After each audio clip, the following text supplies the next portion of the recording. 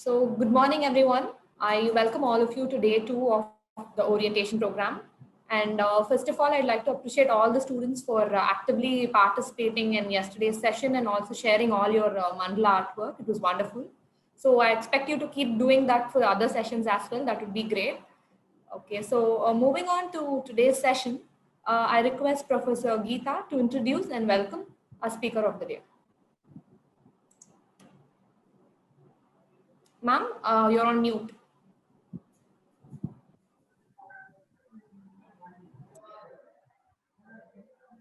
Good morning to one and all present here. Today we have our architect, Mrs. Rama Karthikeyan, as our speaker for the day. I would like to give a short intro on about her. Mrs. Rama Karthikeyan is a senior architect and an enthusiastic professional with over 38 years of experience in the field of architecture. She completed a master's degree in architecture from School of Architecture and Planning, Anna University, Chennai, with a gold medal, having completed her undergraduation from the same institute. Her experience includes architectural design practice with an aim to create quality spaces that reflect the spirit of the time. She is also currently involved in research studies related to architecture and urban design, and also working on innovative ideas for micro homes and flexi homes. She strongly believes that architects have the power to create magic in people's lives by their design of built and unbuilt spaces.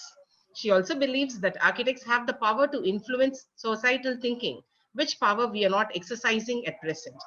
She has more than 20 years of involvement in architectural pedagogy, involved in teaching both architectural theory and design, architectural and urban design studios, and design critic.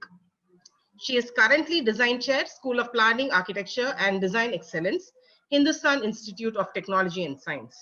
She has also been mentoring and leading young design teachers to work in tandem towards excellence. At this juncture, I take pride in saying that I happen to work with Rama ma'am as her co-faculty to handle design studios in our esteemed youth institution. She was a visiting faculty then. As all of us know that any learning cannot be limited to classroom within the period specified for each course. To be successful, learning should happen throughout our life in order to upgrade ourselves with the current scenario.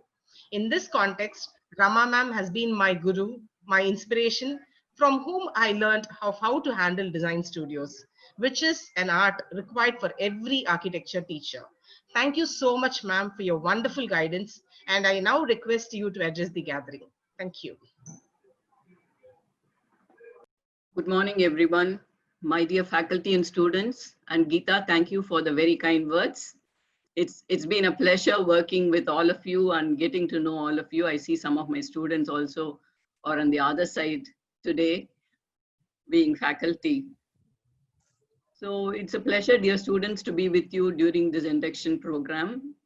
When I first had a Zoom meeting about 6 months ago, it felt very strange to be interacting or connecting with people sitting in front of a laptop. But this has become the new norm. So we have to live with it. I don't know for how long, but I would like this session to be as interactive as is possible. So I would be randomly calling out to you students, and I would expect you to respond to my query or question. And if you do not understand anything, you are free to stop me and ask me, or at the end of the session, you can question me on that. So can we start now? Yes, ma'am.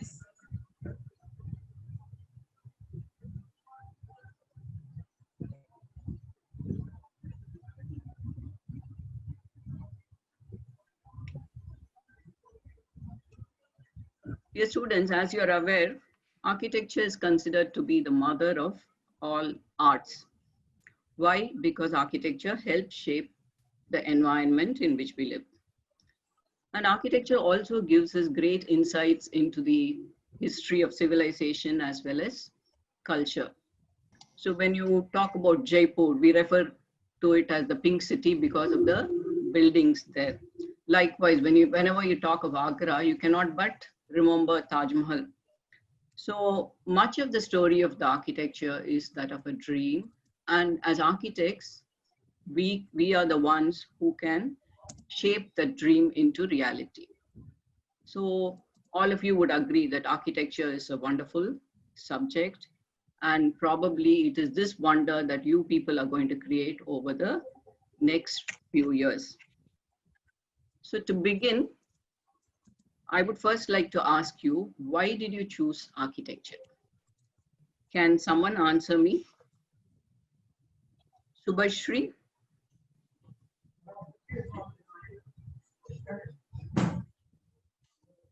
Subhashri, can you answer me? Subhashri, are you able to unmute yourself?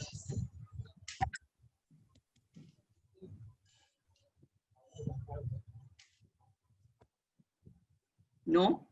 Anyone else? No, if it's not possible for them to unmute, then I will continue. Yes, ma'am. I think they cannot unmute. We have to unmute them one by one. I will try. Okay, fine. So each of you may have a particular reason. Some of you may be passionate and you might have heard about architecture from someone, and then you wanted to be an architect. Some of you, probably your parents chose the profession for you. And some of you may be here because you didn't want to be a doctor, or you didn't want to be a lawyer or engineer or an auditor. So you thought, why not architecture? So whatever it is, you're all here. You have joined this 5-year program. And we need to look at how you can make best use of these 5 years so that you emerge as successful architects. As compared to your school curriculum of kindergarten and 10 years and then +2, these 5 years are going to be totally different. It's going to be a lot of fun. There are going to be a lot of surprises. Unlike your theory and practical in the lab, here you're going to have a lot of design studio. You will be taken for site visits. You'll be studying so many buildings, historical as well as contemporary. You will be attending a lot of workshops, and you'll be interacting a whole lot with your classmates. So all the excitement, how does it come about? This becomes exciting because you're going to create a space that has not been known till now, whether it is as an academic exercise, you're designing a space, or whether as an architect, you're designing a space. That was a space that had not existed till now, and it is in your mind's eye that you see that space or conceive that space. And then when you become an architect, that's what turns into reality. But all this does not come very, very easily. So there needs to be a lot of hard work. Some of you may have heard the story, but for those of you who have not heard the story, I would like to repeat it because it has a very strong lesson. You might have heard of the humble clay. The clay was there lying on the ground for hundreds of years, trampled by foot. The clay never complained. Then one day, a potter picked up the clay and took it to his studio. There, he kneaded it and bet it and turned it in a potter's wheel. The clay was complaining. Stop, stop, stop, the clay said. But the potter said, no, not it, wait. Then he molded it into a beautiful pot. Then he put it in a kiln with high temperatures. Then the clay was complaining even more. But the potter said, not it. Then at last, the burning process was over and the pot was taken out. So the clay heaved a sigh of relief, but the potter said, not it. So he started painting it, and then he again fired it. And all this time, the clay could not stop complaining. Then at last, when the pot was completed, the potter put it in front of the mirror and said, now you look. The clay was really astonished because it had turned into a beautiful pot. And then it could appreciate that all that hard work or all that hardship that it had to undergo resulted in something beautiful. So when you're studying, when you're going through these 5 years, I want you to remember this story, because no pain, no gain. So you work hard, you will reap the benefits, you will emerge as better architects. So having said that, let us move on to the next part. So this is like in the movies. They will show one small kid and then they will say, 10 years later, 5 years later, and they will show the adult. So likewise, I'm asking you to think 5 years down the line. So 5 years down the line, what happens? All of you would have completed your degree in architecture, and you will be successful architects, ready to take on new projects, getting a license to practice, and you will be ready to design the buildings. Some of you may decide to do post-graduation. Some of you may work for smaller firms. Some of you may work for large firms or multinationals. And some of you may collaborate with other young architects and start your practice. But whatever it is, in 5 years, you will be ready to design buildings. And what are those buildings going to be? You will be designing beautiful houses for people. So a house is a dream for all of us. And there are millions in India for whom it always remains a dream because they cannot afford even a small house of their own. But those people do not come to architect, and sadly, we do not address their problems also. So many of the people who come to an architect are people who can afford an architect. So they have a dream. So they want their house to be like this. I want a space like this. I don't want a straight line. I want a curved line. I want punctures here. I want this to have the feel of my grandmother's house, but I want it to be contemporary. They'll come out with a lot of specifications. And you also have a dream. You have studied to be an architect. So in 5 years, you would have had so many dreams, and you would be till then doing probably only studio projects, which are not real. Okay, but then now is the chance for you to show your creativity. So you also have a dream. So the two dreams combined together become this reality of the house. And then the apartments where your end users are anonymous, but still you would want your building to speak your name. You would want to say that building that looks different from all other buildings was designed by me. So that is something that all of you need to aim for, to create your own identity. It is very, very important that you focus on that, because copying becomes very, very easy. But to get your own style, to have something that would be your stamp, it is very, very difficult, and it takes years of practice to achieve that. But all of you should work towards that. I would like to quote Ole Sherin here, who said, think of architecture and building as spaces of stories of people who live there, people who work in these buildings. So what is it that people want in a house? So when you talk to some older people, because older people have a lot of time, they try to go into a mode where they're reminiscent about their younger days. So they will be telling about the house they grow in, the spaces which were very, very important for them. So their story is told through these houses.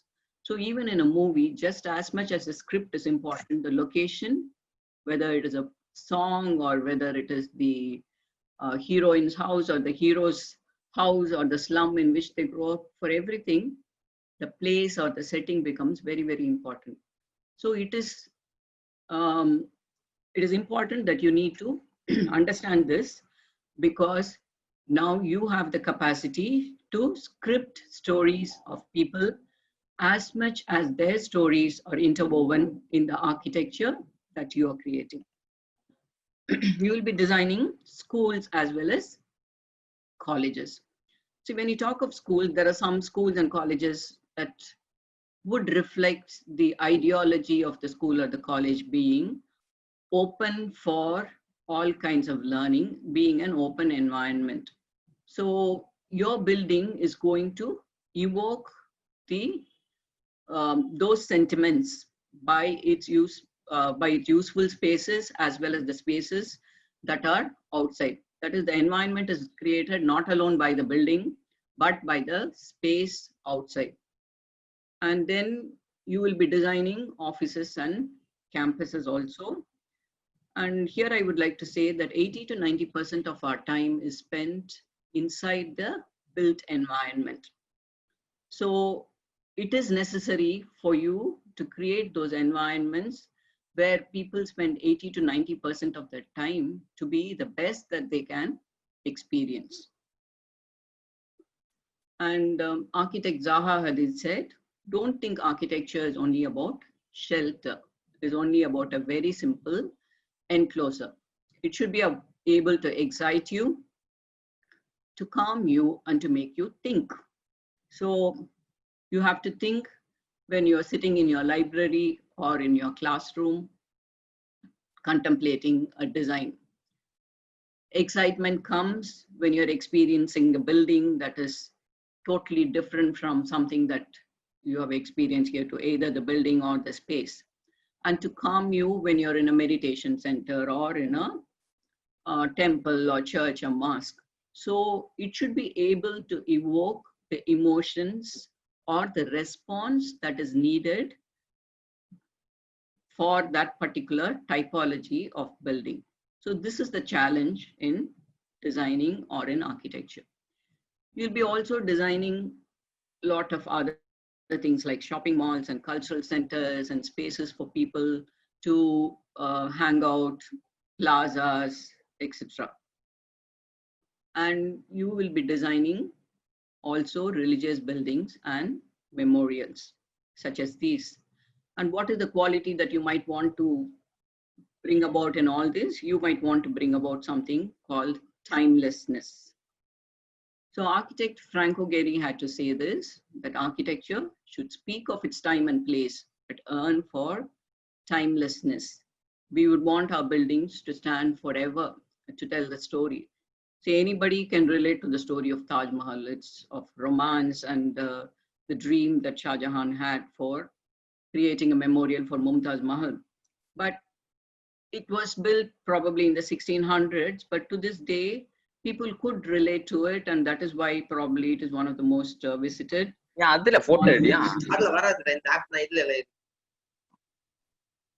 Yeah, that's one of the reasons. Students, please mute yourself. Do not interrupt in between the sessions. Sorry, ma'am, you can go. Mute பண்ணி இது பண்ணுங்க, நீங்க வந்து inert பண்ணாதீங்க. Sanjay, can you please mute your mic, please?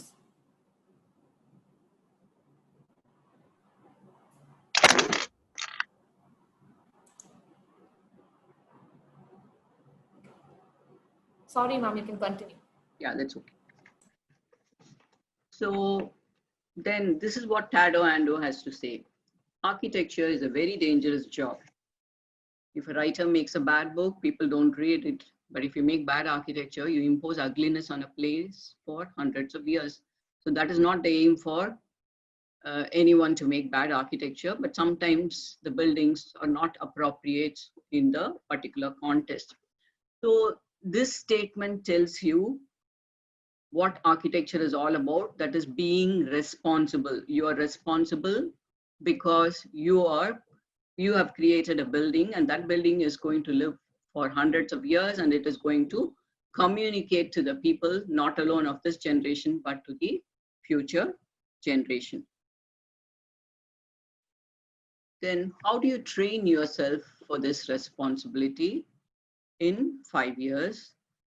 And how do you make the maximum use and reap great benefits in these 5 years? And one of the important things is your passion and your commitment. Your passion to your chosen profession and your commitment that this is going to work for you and the hard work that you're going to put in. So I can say that architecture is one big problem-solving journey, and it pulls knowledge from every discipline imaginable. So in your 5 years, you'll be learning a lot about architecture.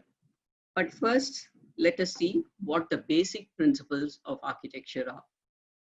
So Vitruvius, again 1st century BC, said a structure must exhibit firmitas, utilitas, and venestus. Firmitas meaning strength or durability. Why does a building need to be strong? So all of you would know the answer for that, because you're trying to create a shelter. So the shelter should provide you shelter from the environs, from the natural elements, but it also has to be durable and strong. And then usefulness or utility or function. This is very, very important. When you're designing a house, you design spaces for the living, the dining, cooking, the toilet, the bedroom, etc. So each of these spaces that you're creating in the house need to fulfill that particular function. Likewise, when you're designing a hospital, you may have inpatients, outpatients, a whole complex relationship between the spaces, but unless and until you can fulfill all the functions, the building will not be appropriate. Okay, and Venustus or beauty. So beauty is something we look for in everything. So beauty is something that is innate, an innate sense of beauty and appreciation for beauty. So right from the cavemen who tried to paint or carve the walls of the cave. So this sense of beauty is inborn or ingrained into us. And definitely when you qualify to be an architect, your buildings are also expected to be aesthetic. So in your 5 years of college and practical training, you will be taken through diverse and very, very interesting courses. So this is not your syllabus. This is a random syllabus I picked up from some other college. But I want you to understand, we were talking about beauty, utility, and strength. So you need to know everything about all this, no? So as a layman or as someone who has studied only maths, physics, chemistry, biology, probably in your school, and maybe some art classes, which some of you might have liked and some of you may not have liked, you do not have much of a sense of visual beauty. And that is why you start with the visual arts and basic design. Then you're going to construct your building. So unless and until you know about the materials with which you're going to construct, it's not possible for you to construct. So you need to know about the various building materials that are available, as well as the construction details and theory of structures, because we are talking about the strength of materials that you are going to construct with, the strength so that it can stay for millions of years or hundreds of years. And then human settlement and vernacular architecture, because we need to know about the settlement in which your building is going to be there. And you are going to have your building in a particular environment, so it has to respond to that environment and to the climate. And there are a whole lot of other subjects like services. You are going to use water, so you're generating wastewater. You would want to channelize the rainwater or harvest the rainwater. Then you would want to use solar power. So there are a whole lot of things: electricity, lighting, acoustics, solar passive system, wastewater sanitation. So unless and until you know about all these, your architecture cannot be complete. And site planning and landscape, why is it important? Because your building sits on a site and there is going to be landscape around it. How do you integrate the landscape with your building? And how do you understand about art and architectural appreciation? By reading about the history and precedents in architecture, how people have evolved over a period of time, etc., etc. So this is the final this thing. So here I just want you to tell, okay, I wanted it to be interactive. In schools, probably maths, physics, chemistry, everything was taught in isolation and was always viewed in isolation. So there could be some connection between maths and physics and mathematical formula and chemistry also. But then here in architecture, every subject you study is in some way or the other related to architectural design. So it is very, very important for you to connect these subjects. So when I was a student, everybody used to tell history is very important, theory of architecture is important, this is important, building construction is important, building material is important. Yes, all of us understood that building material was important, this was important, but we very rarely connected everything to our design. So here I want you all to consciously and mindfully start connecting the various subjects to each other. Like if you're reading history, in history, you try to understand what material was used during that period. So probably you're reading about Western history, then what happened during the time in Indian history? What were the kind of buildings that were built? Why was stone used here? Why was wood used somewhere else? Why was brick used somewhere else? Why did all this happen? So you need to connect the dots between the various things, just like how your column is.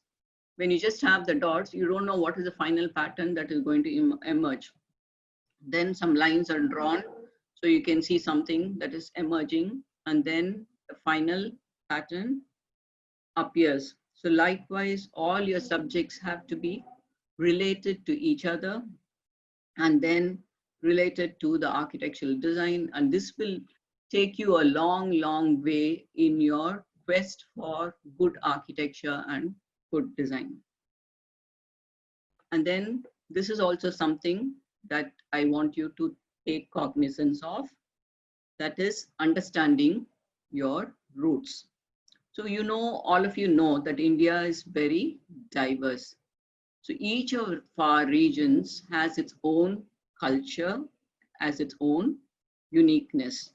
So whether in the southern states itself, between Andhra, Tamil Nadu and Kerala, there is so much diversity in terms of the art form, the music, the dance, the crafts, etc. Likewise, in terms of architecture, so maybe most of the older buildings were all religious buildings, temples. So there again, the diversity is there. And later on during the Mughal period, the mosques or buildings such as the Taj Mahal, there is so much diversity. And how much of it have we really understood? Because our school curriculum does not give so much of importance to heritage. There are some schools where they have heritage club and all that now. So that is good. But if you have not understood your roots till now, now is the time for you to understand the roots, because that is going to make you someone unique, a unique architect who is going to design as per the climatic conditions, as per what his roots told him. And then we have immense arts and craft forms. So I've just taken a few of only Tamil Nadu because a lot of you may be familiar with that. So you have the terracotta pots, you have wood carving, you have mural painting, you have brass work, tanjore art, stone carving. So all these arts and crafts are slowly dying. And a lot of these craftsmen are actually in poverty, and many of them are just discarding their trade to become even construction laborers. That is very, very sad, because it takes a very, very long time for all these to evolve. And if it goes away, for us to revive it, it's going to take longer. So as architects, we need to promote these art and craft. It is not necessary for us to put religious symbols in our buildings, but the same artsmen or craftsmen can be asked to do non-religious stuff to adorn your walls, or wherever you can include it in your architecture. Then our vernacular. So again, if you look at the old houses of the various regions, you will find that each one has particular uniqueness. There may be 3 tile houses, but the tile houses of Tamil Nadu will be different from the tile houses of Kerala because of the tiles that they've used, or the coconut thatch is different from the reed thatch that you have in some other area. And India has distinct climatic regions, and you find that most of the vernacular architecture caters to the needs of that particular region. And in Bhuj, when there was a big earthquake, many of the concrete buildings collapsed. But the mud houses, which were old, withstood the earthquake without even a single crack. So that tells us that we need to study the architecture that is our own, because it is the soul of our civilization. And from this, we need to take a lot of lessons that we can carry forward in our architecture. So design establishes culture, and the culture shapes values, and values are very, very important, whether it's about life or whether it's about architecture. And it is these values which are going to determine the future. So we need to value our heritage, our rich arts and crafts, our uniqueness and our diversity. And we need to respect the varied climatic regions and not have this concept of one design fits all. So that was what was happening in between when you saw a lot of these glass boxes that were emerging. See, these glass blocks had some advantages because they could bring in a lot of light. They could reflect the sky or the trees or the environment around. So they brought in a certain quality. But what is happening, particularly those who are in Chennai, will know that most the IT corridor has a lot of buildings like that. Many of the offices are not able to operate now because these are fully air-conditioned buildings. And with the pandemic, many of them are unable to operate because they cannot keep their windows open. So at every point of time, we should not be blindly following a particular technology. We need to be able to question the relevance of it. So if you look at a traditional thali, this is a Kerala meal, like a Onam special, you find that we have the eco-friendly plantain leaf on which is served so much of variety of food. You can choose to eat what you want, in which order you want. It has everything. You have the carbs, you have the protein, you have the vitamins, but yet many of us take a fancy to the pizza. So you order pizza from any of the brands. So whether you have the pizza in Chennai or Calcutta or Delhi or anywhere else in the world, it's going to taste the same. Whereas if you have a cuisine of Tamil Nadu or a cuisine of Gujarat or Kerala, that is going to be totally different. So likewise, these glass boxes can be, one of them could be in Chennai, one of them could be in Bombay, one of them could be in Delhi or Chandigarh. So each has a varied climatic region. So are we valuing those climatic regions? Are we doing sensitive or sensible design? So here, I want you to think, as architects, we design not just for today, but for the future generation. So you deal with a lot of critical issues today because you might have read about global warming, congested cities, there is scarcity of space, there is water crisis, environmental pollution. The list is very, very long. And as architects who shape the environment, don't we need to answer these questions? So architects have to push the boundaries with out-of-the-box thinking. So you have to develop to think out of the box and not come with run-of-the-mill solutions. You have to explore new materials and new technologies, but not forgetting the vernacular, our culture, and our identity. I want you all to keep this in mind. And then we just go to design.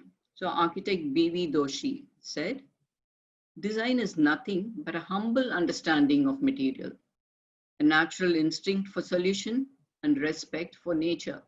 So you have to respect the nature, you have to have an instinct for solution, and you have to understand the materials with which you're going to design. So to design, all of you know that you need creativity. Some of you may be born with this creativity. It may be in your DNA, but for the others, who are a little less creative, is it that they need to give up? No. These 5 years are the time for you to nurture that creativity, to let it grow. So how do you nurture that creativity? You need to be inspired by everything around you. And it is very, very simple. All that you need to do is to learn to see. So you may be wondering, what is ma'am telling? Learn to see. All of us are seeing. But very often than not, you just look at something, you do not register what it is all about. So we are surrounded by so many things. If you start seeing mindfully, you will understand how a particular object is designed, how does it work, how do people move. There are so many things. So according to Vitruvius again, so architecture is an imitation of nature. So you can first start by observing nature. Look at a tree. So the tree is a very good structural system. It has its roots. The roots either go down or it spreads out. Then you have the trunk, which supports the branches. Then you have the leaves. And the tree responds to its environment. If there is no light in a particular thing, the branches will move off in the direction in which there is light. And then according to the season, it sheds its leaves or flowers, it profuses during some season. So if you just were to look at only flowers, you can study them forever and ever and ever, because they offer so many lessons in design. And there is so much of diversity in everything that you see. You take 2 5-petal flowers, it is not alone the color, the way it is structured, the way it is formed, everything can give you a lot of insights into design and how nature creates things. And if you look at the creatures, the chameleon that changes color according to its environment. So now we are trying to create glass which becomes transparent and opaque with a switch of a button. Then the insects, how they are poised, how according to where they live, their legs are shaped or their beaks are shaped, etc., etc. So everything is a lesson and everything is unique. So you can spend hours. So now there is a lot of renewed enthusiasm again. People are talking of biomimicry, biomorphic, biophilic, etc., all inspired by bio or nature. Then again, a snail and its shell. So a lot of buildings have been created using this. And surprisingly, there is a mathematical formula found in many of these things, whether it's a snail shell or whether it's a sunflower. You find that the golden section and the Fibonacci series, the golden section is supposed to be the perfect proportion, are all found in nature's creations. So I wanted this to be an interactive thing. So there is so much in nature and people can forever be inspired by everything that is to do with nature. So my question was to ask you, what do you think is the inspiration for this particular building? So each of you might have a different answer. So unfortunately, you're all muted, so I'm not able to get the response. Can you check if you're able to unmute yourself? Ma'am, we can unmute them, ma'am. Once the session is over, we can unmute them. Yeah, okay. Completely. So I think probably, I do not know what the architect thought, but then probably it could be this beehive that was the inspiration for this building.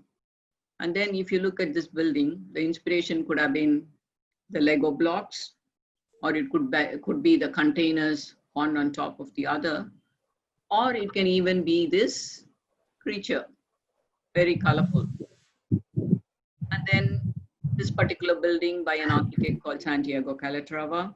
So I think many of you can see that it resembles a skeleton. So some say it's the skeleton of a whale, some say he was inspired by the skeleton of a dinosaur. Whatever it is, the inspiration was a skeleton.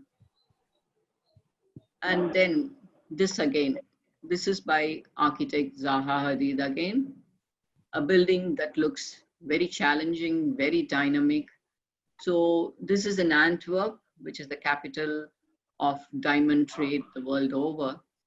So this building is meant to symbolize the dynamic, reliable, ambitious, and innovative nature of the city of Antwerp itself. And those triangles that you see again, see when a diamond is polished, you find that you have many faces. So the same is reflected in the building. So now that I've told this, whenever you look at a building, you try and imagine, let your imagination run wild as to what the architect would have imagined when he designed this particular building. And then, see, there are some things that we are exposed to all through, but we never look at it or we never think much about it. You might have visited so many temples, the big temple at Tanjavur, Tarasuram temple, or the Rameshwaram temple. Next time you happen to visit any of these or any of the old structures also, look for a particular meaning. So all these are very, very good examples of geometry, of proportion, of of contrast between space and built form, etc. So try and study and try and understand how the scale influences your emotions. So if you're walking in the Rameshwaram corridor, probably you'll be very, very small. And then you know how insignificant you are. Probably that was the feeling that they wanted you to have when you visit a temple. So try and find out the meaning in every piece of architecture that you visit. So here again, it's very easy for you to see what this symbolizes. This is the Baha'i temple in New Delhi, inspired by a lotus flower.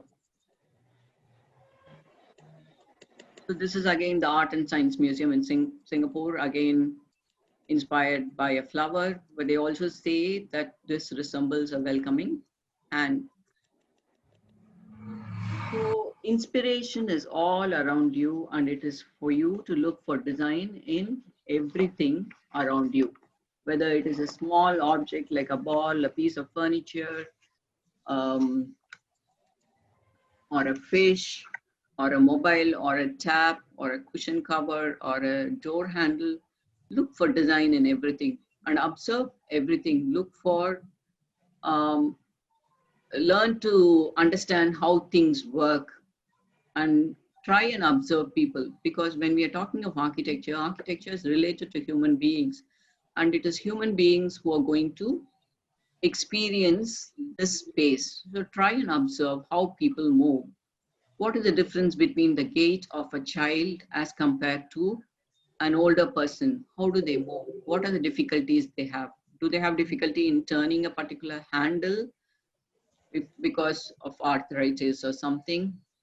Does a child fall down because they don't see the steps? They run away very fast. So the movement, the way people operate things, all these become very, very important. And you need to be an observer all your life so that your architecture is enriched.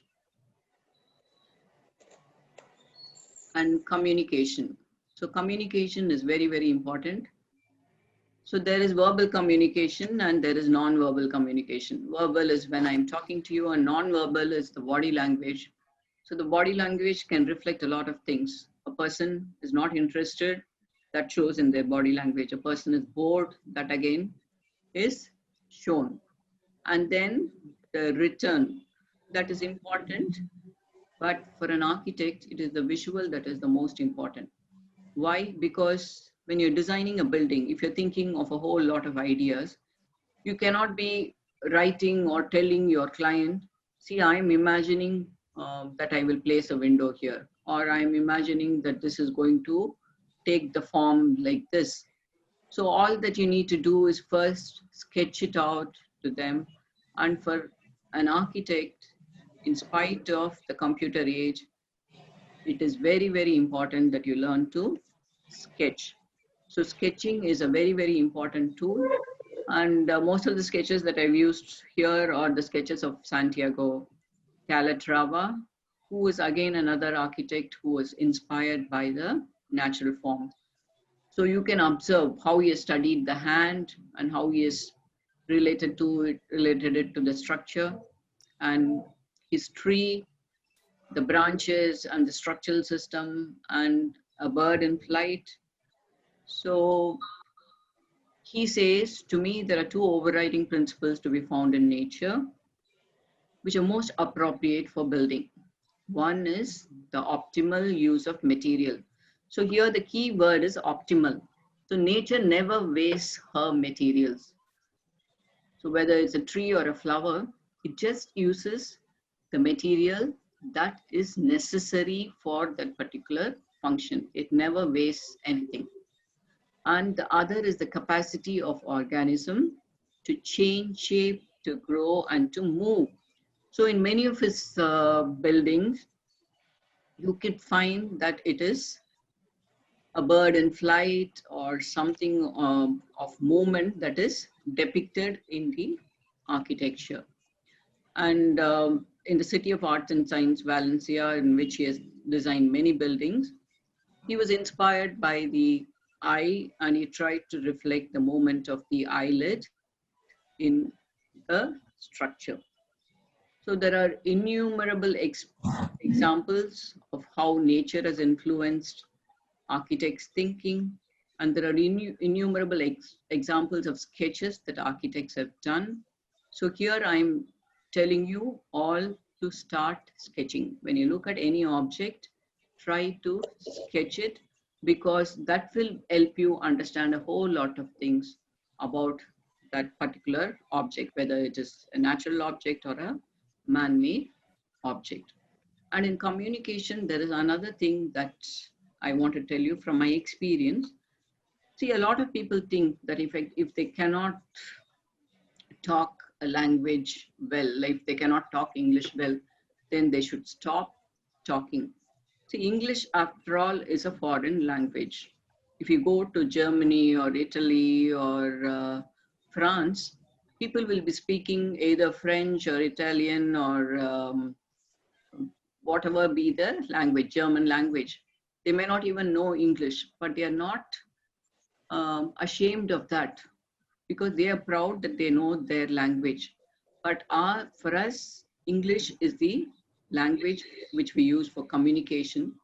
So while on the one hand, it is important for us to improve our capability and,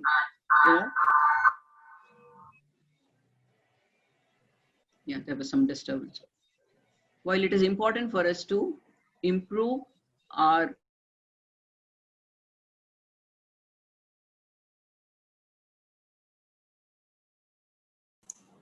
Rama ma'am, you're on mute, ma'am. Could you please unmute yourself?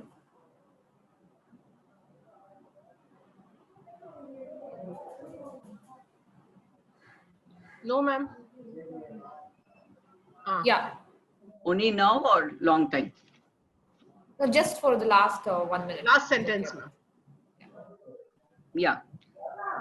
So it is very important for you to, not feel ashamed that you do not know a language, but to try and learn it.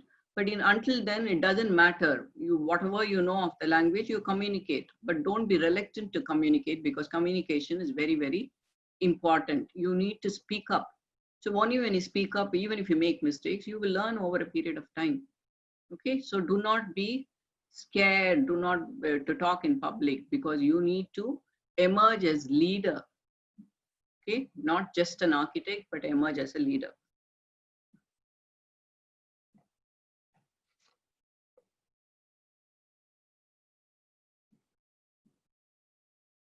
So visualize and create, and it's important that there is logical reasoning and rational thinking. Why? As an artist can draw anything he wants and convey something, but an architect needs to be understood. He needs to create buildings that can be used. So logical reasoning and rational thinking become very, very important. You need to relate between theory and practice. Work on your communication skills, whether it is verbal or visual, and work also on interpersonal skills, because an architect seldom works in isolation. You always work as a team. You have a project manager, you have people at site, you have clients to whom you have to relate to. So you need to improve your interpersonal skills, and you will be doing a lot of teamwork. So how to be a team player as well as a team leader, and also work on your technical abilities and your computing abilities, because we are in an age where technology also is important.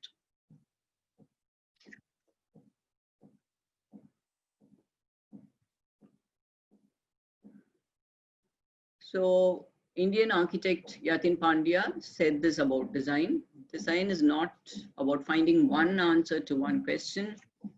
It's about asking many questions, finding many answers, and picking the one that answers most of this question. So you might have also heard this particular thing. I have 6 honest serving men. They teach me all I know. They are what, why, and when, and how, where, and who. So you start asking questions. It will be possible for you to find the answer. You have no questions, you will not get any answer. So in design also, we always say the solution can be found only by the statement of the problem. By stating that there is a problem, or by stating that there is something that requires a solution, only then you can progress further. So this is something I want you all to remember. Remember to question so much that I want all your faculty to call me and tell me, ma'am, why did you say that? The students are forever asking us questions.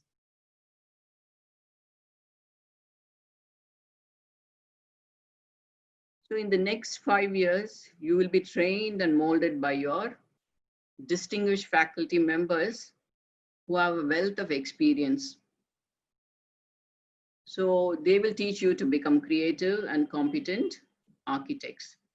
It is for you to learn from their wealth of knowledge and immense experience. And Aristotle, the great Greek philosopher, said this, that we are what we repeatedly do. Excellence then is not an act, but a habit. So you have to work towards making excellence your habit. And dream big. So Abdul Kalam always told the students, dream. So dream big and strive to make your dreams come true. And you need to have the courage to think differently, to explore and be innovative.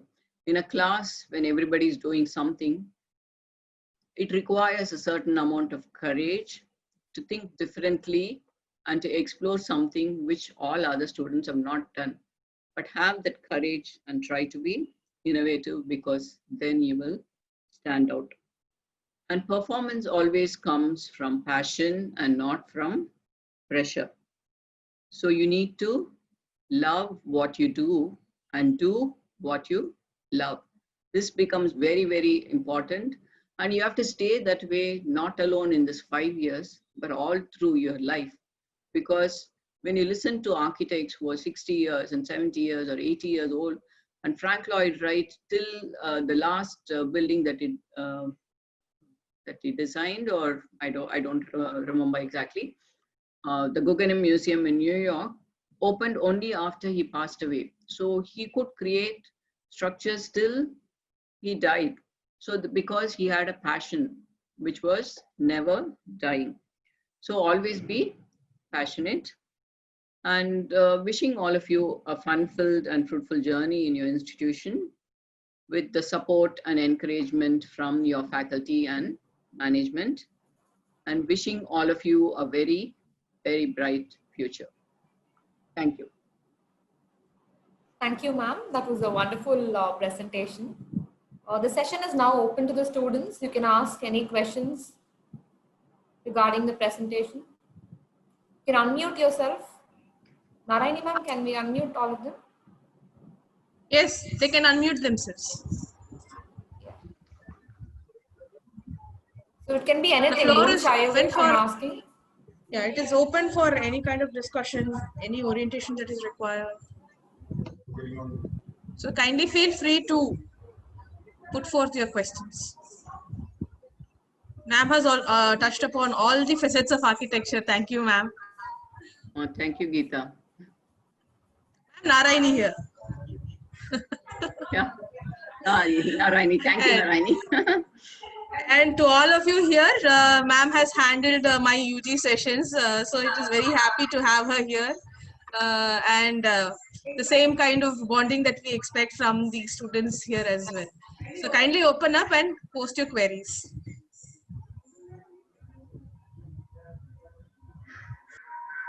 I told you, I think what I told did not register.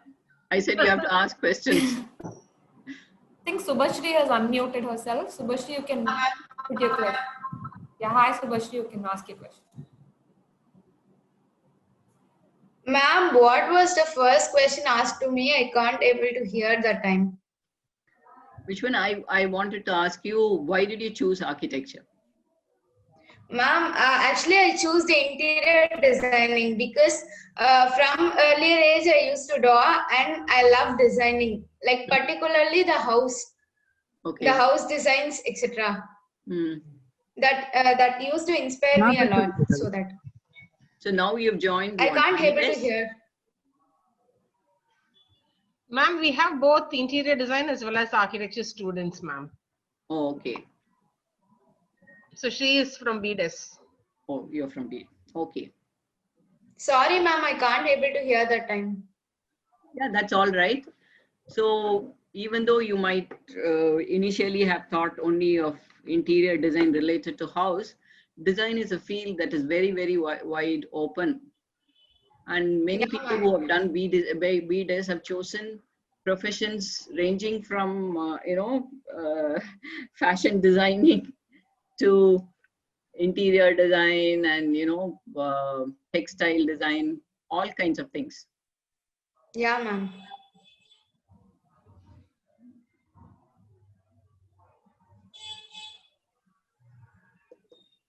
Yeah.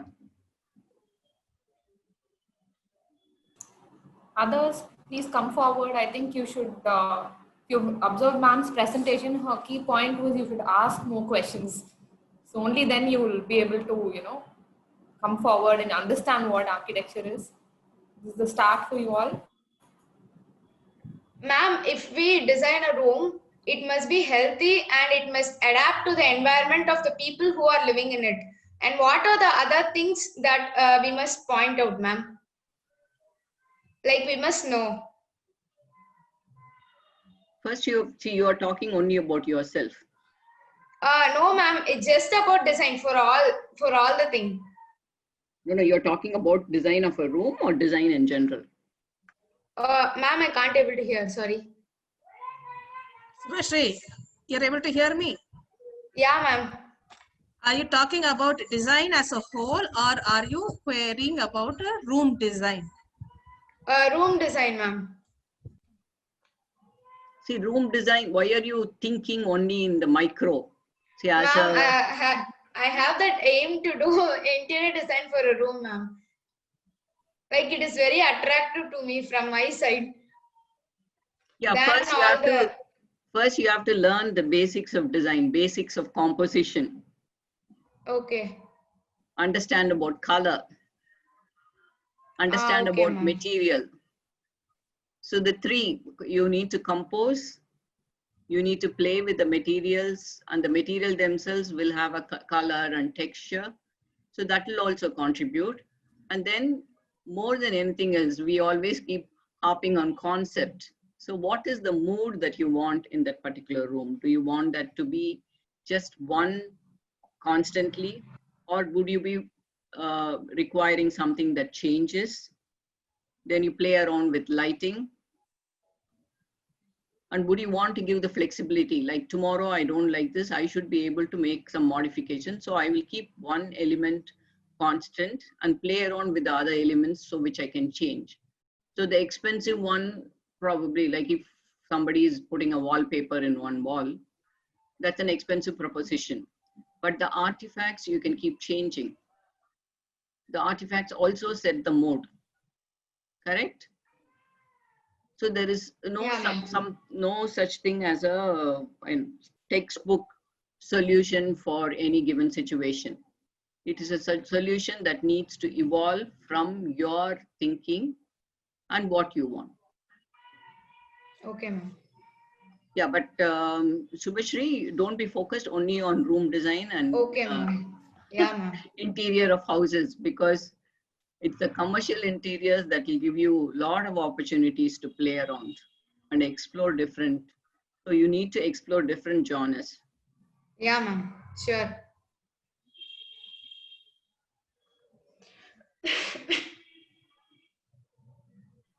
Okay, Geeta, we'll finish now. Yes, ma'am. Yeah. Thank you, Thank you. everyone. Thank you very much again, ma'am. Students, any questions? We've come to the end of the session now. Nirupama, Okay. you can go ahead with the vote of thanks. Okay, ma'am. Please retain the students after the session. Okay. Yeah, okay. So, ma'am, thank you everybody for attending the session, and thank you very much, ma'am, for joining us today. So we've come to the end of our forenoon session, and we'll have our afternoon session at 1:15, like yesterday itself. Just use the same link to join the session. So students can just stay back for a while. Thank you so much, ma'am. Yeah, thank you, everyone. And It was indeed an inspiring presentation for the inspiring budding architects. thank you, Geeta. Thank you so much. Ma'am. Thank you for being here.